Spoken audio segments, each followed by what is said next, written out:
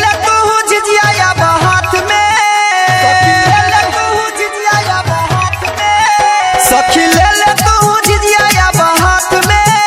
डैनी नाचतिया बे 9 दिन नवरात में, डैनी नाचतिया बे 9 दिन नवरात में, डैनी नाचतिया बे 9 दिन नवरात में। सखी ले ले तू झिझिया या हाथ में, डैनी नाचतिया बे 9 दिन नवरात में, डैनी नाचतिया बे 9 दिन नवरात में, डैनी नाचतिया बे 9 दिन नवरात में।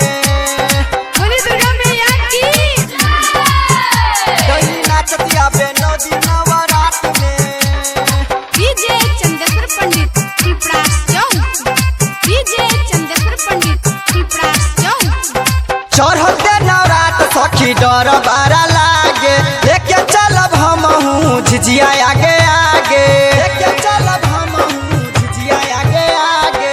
चढ़ते नवरात सखी डर बारा लागे, लेके चलब झिझिया हमहू आगे आगे, आगे आगे। सब सखी मिली खेलब हम साथ में, सब सखी मिली खेलब हम साथ में, सब सखी मिली खेलब हम साथ में।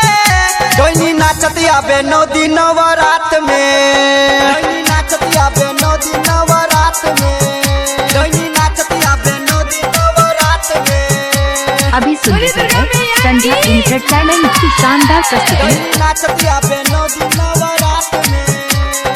डीजे चंदेश्वर पंडित पिपरास चौक, डीजे चंदेश्वर पंडित पिपरास चौक। विनोद बेदर्दी से कलशा भराई, रमेश मधुबनिया से चुनरी मंगाई, रमेश मधुबनिया से चुनरी मंगाई। डीजे चंदेश्वर से कलशा भराई, रमेश मधुबनिया से चुनरी मंगाई, चुनरी मंगाई। उलझाई जानी कोनो हमरा बात में, उलझाई जानी कोनो हमरा बात में, उलझाई जानी कोनो हमरा बात में।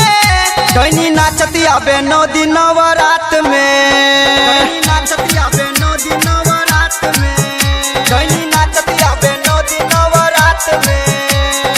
यदि आप चाहते हैं संध्या एंटरटेनमेंट के सभी ऑडियो वीडियो देखें तो चैनल को सब्सक्राइब जरूर करें और बेल आइकन को दबाना ना भूलें।